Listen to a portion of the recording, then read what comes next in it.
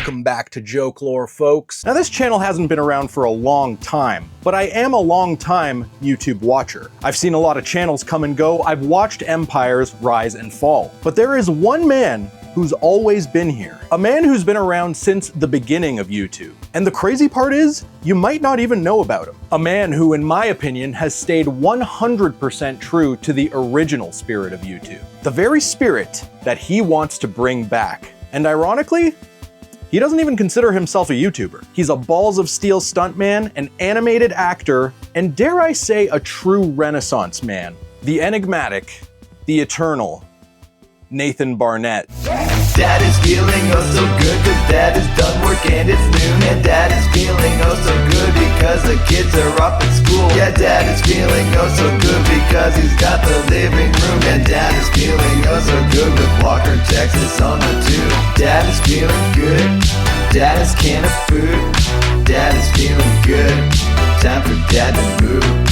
By the way, please like this video if you like it, and please do leave a comment, it really helps me out so much. And subscribe to the channel if you want to see more Jokelore. To understand Nathan Barnatt, you have to know where he came from. Nathan James Barnatt was born on February 2nd, 1981 in Milford, Massachusetts. And as far as his early life goes, pretty much the only publicly available information is that he spent some time as a gravedigger after graduating high school, with this hard physical labor no doubt contributing to his current impressive physique. Pause. The dude literally looks and acts 20 years younger than he is. I mean, come on. Like, Brian Johnson who? I actually asked him once in his comments what his secret was, and he said he only eats fruits and vegetables. So there you go. Even before YouTube existed, Nathan was posting videos to sites like Atom Films. Then when YouTube came around in 2005, he immediately created his own channel and started posting there. The oldest video on his channel is Nathan Barnatt flipping, and as you can see, he immediately delivers the goods. A very early example of the physical prowess that would dominate much of his comedic style. In fact, in 2011, Nathan invented the no bones dance, which was a modern masterpiece of professional choreography. As the name suggests, this dance consisted of a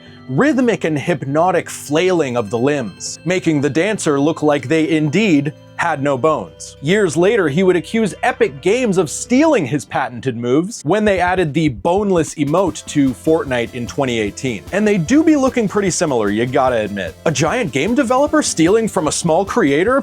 No! But Nathan's first big break was still in the early days of YouTube in 2009, when he became a bit of a micro-celebrity for his extremely physically demanding and dance-forward comedy style. Specifically for his original character, Keith Apicary. Keith Apicary was a nerdy, socially awkward character known for his wacky dance moves and nerdy gamer personality, which was inspired by documentaries like The King of Kong and Chasing Ghosts Beyond the Arcade. Amongst getting featured in commercials and music videos, Keith Apicary also starred in the show Youth Large, which Nathan developed with Adult Swim in 2012. And while they ultimately passed on the pilot, they gave Nathan the green light to release it online in 2014. To this day, Youth Large is still considered a fan favorite among Nathan heads. And yes, that's right, I just coined the term Nathan heads, get into it. He would also collaborate with some other early YouTube legends like the Angry Video Game Nerd, specifically appearing in an episode of James and Mike Mondays with James Rolfe, aka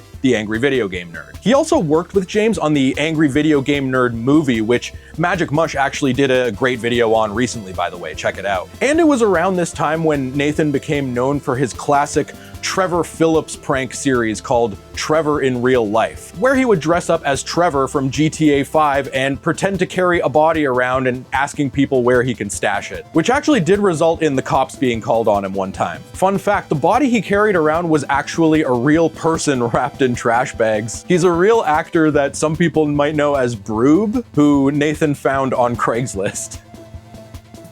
This guy's life is amazing. And in 2016, he would once again appear as Keith Apicary in a Christmas episode of the Angry Video Game Nerd. In the same year, he would also appear as himself as a guest on the Let's Play series Game Grumps. In 2017, he appeared in the music video for Summer by Marshmello with Lele Pons. And in 2018, appeared in an ad for the game Sonic Mania, playing a pushy salesman trying to sell a fictional game called Finger Guns to hilariously no avail. However, Nathan's next big creative project would come in 2019 when he created his internet-famous Dad channel. And if you're not familiar with Dad's one of those things that's hard to explain unless you're well-versed in the ways of the tube. But it's basically a sci-fi comedy soap opera series that uses fun little Easter eggs and multimedia to help drive the plot forward in a unique way. Some people may call it an ARG or unfiction, though Nathan has confirmed that it is neither of those things. True story, I actually first learned about Dad through another YouTuber, Nexpo, who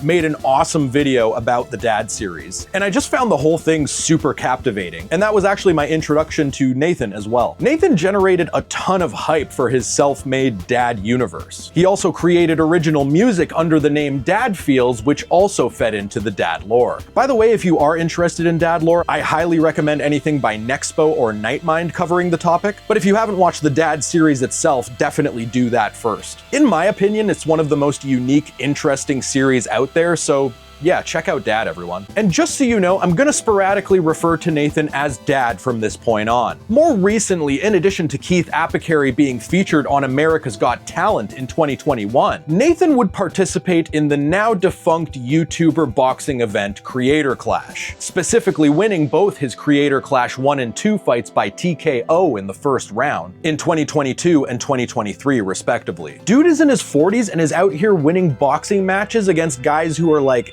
at least a decade younger than him. Incredible. And depending how online you are, you may be aware of the infamous drama surrounding Creator Clash 3. Now, to start off, it's important to note that Nathan has usually always been a drama-free person. But Ian Jamha, aka iDubbbz, another popular early YouTuber, and his wife Anissa Jamha had done such a poor job of running and promoting the event that even Dad felt the need to speak out after they announced that Creator Clash 3 had been cancelled. Now, to understand what happened to Creator Clash 3, you have to understand Creator Clash 1 and 2. And to understand Creator Clash at all, you have to understand Ian, aka iDubbbz, and Anissa Jamha. So I guess I'll do the Ace Ventura thing.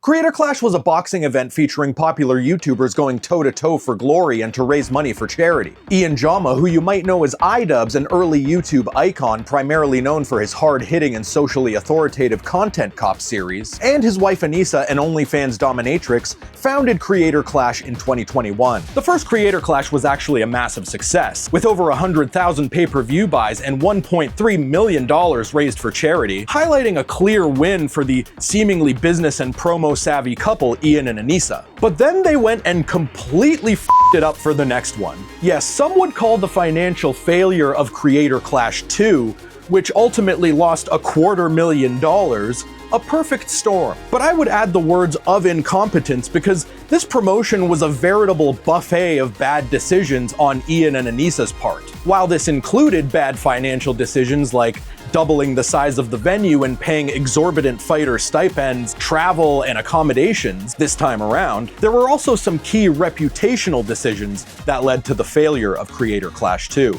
In May of 2023, iDubbbz would post his infamous apology video, titled I Miss the Old iDubbbz, which was basically just him denouncing his previous edgy content that he was primarily known for. This move ultimately left his core audience feeling alienated and betrayed, and I'm sure that Ian being labeled a simp back in 2020 for the humiliation ritual he calls a relationship wasn't helping things. Dude's partner is out here airing his literal laundry online. WTF chat. There was also the backlash from Ian and Anissa removing popular creator Froggy Fresh from the fight card, due to his association with Sam Hyde. And for those who don't know, Sam Hyde is a far-right, absurdist comedian and troll who unfortunately pulled the wool over Ian's eyes when Ian tried to make a video about him in 2022, titled Getting Away With It. While this was intended to be a kind of fall-off video mocking Sam sniffed out what Ian was doing early and pulled a total Banksy exit through the gift shop on him, turning the cameras right back at iDubbbz and completely messing with him. For example, convincing him that Sam had a crazy drug-addicted girlfriend, and Sam and his team staging arguments and awkward interactions with each other in front of Ian, among other fun things in the video titled The Truth About iDubbbz. And so I believe Sam was training Froggy for Creator Clash 2,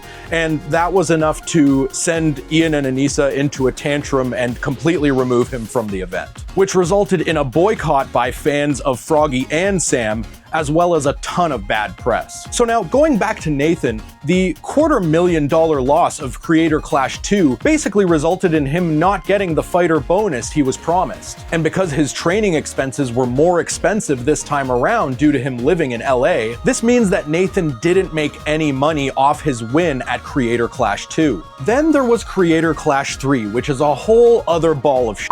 I'm sure many would argue that the final nail in the coffin for Creator Clash was Ian's infamous content cop video targeting Ethan Klein of H3H3. This caused an enormous amount of backlash and some conveniently timed scheduling issues, resulting in a lot of creators dropping out, including big names like Harley Morenstein of Epic Mealtime and LA Beast. Ultimately, Ian and Anissa called it quits and canceled the event, but not before reaching out to Nathan and giving him shit for, in my opinion, very genuinely and professionally expressing his disagreement with Ian's H3 hit piece. The official story is that Creator Clash 3 failed because of piracy and lack of pay-per-view buys, but I think we all know that's cap. Once again, leaving your boy Nathan out in the cold, because keep in mind, at this point, Nathan had already been training for months and had already spent the entire $20,000 training stipend he was paid by the promoters. So just to recap, fresh off the failures and apparently unlearned lessons of Creator Clash 2, as well as a string of poor responses to his personal situations, your boy genius Ian decided to make a content cop targeting one of the most influential and well-liked creators on the platform, who was also a supporter of Creator Clash right before Creator Clash 3. Like, what was he actually thinking? That is crazy. Anyway, following the aftermath, Nathan would release a tell-all video titled Creator Clash 3 Cancelled, Dad Tells All, where he would lay bare his repeated ordeals with Ian and Anissa. And he was still willing to turn it into something positive, because not long after, Nathan would challenge Ian to a boxing match. Unfortunately, Ian was too shook and refused, somewhat rudely I might add. And about a month ago, Nathan posted another video titled Happy Anniversary iDubbbz, where he doubled down on his displeasure on the way Creator Clash was handled, as well as renewed his challenge to Ian, saying that the promo outfit Misfits Boxing wanted to make the fight happen. And I think he's absolutely right. It's a no-brainer. Dad versus iDubbbz would be a legendary boxing match. So come on, iDubbbz, do the right thing for the first time in a long time. Anyway, smelly YouTuber drama aside, let's get back to Nathan. What has he been up to lately? Well, friends, he's currently on a mission to bring back 2010 era YouTube. Because back in the early YouTube days, everyone was just trying to have fun and be creative. That's what made early YouTube so magical. But as I'm sure you're aware, things like the adpocalypse and the almighty algorithm, and this guy, have turned YouTube into an inverted clone of the fun and exciting platform it used to be. Instead of rewarding YouTubers for pushing creative boundaries, we now reward those who follow a prescribed formula, resulting in so much content that just feels the same. So that's why Nathan has taken it upon himself to take YouTube back to its roots. And he has been on an absolute tear, posting many videos that pay homage to what many would call the golden era of YouTube.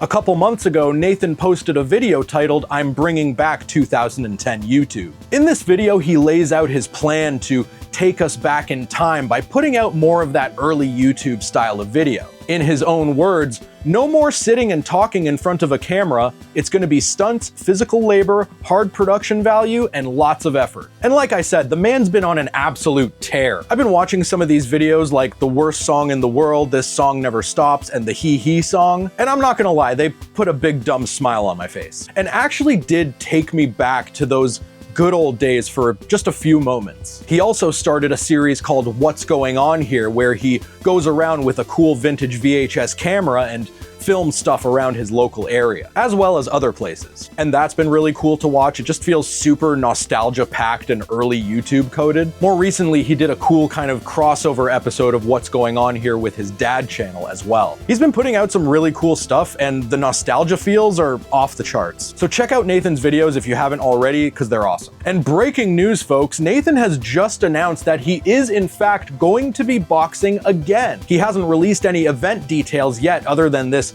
upcoming fight is going to be in about 6 weeks, and while not an official Misfits boxing fight, it is associated with them. He also mentioned that he's looking to do at least 3 fights with Misfits boxing in the future. So keep an eye on this man, he is absolutely unstoppable. By the way, while I was doing my research for this video, I obviously watched a bunch of Nathan videos, and everything he puts out just really oozes that golden era YouTube sauce. It just feels fun and innocent, and for an aging millennial like myself, it really takes me back to those more innocent times. Those good old days on YouTube and just on the internet in general. It's just a great vibe, so please subscribe to Nathan if you haven't already. He's an absolute gem. And you've reached the end of the video. I want to thank you all for watching and give a major shout out to my subscribers. I appreciate you all so much. Please like the video if you liked it, and please do leave a comment. It really helps me out so much. And subscribe to the channel if you want to see more Jokelore. See ya!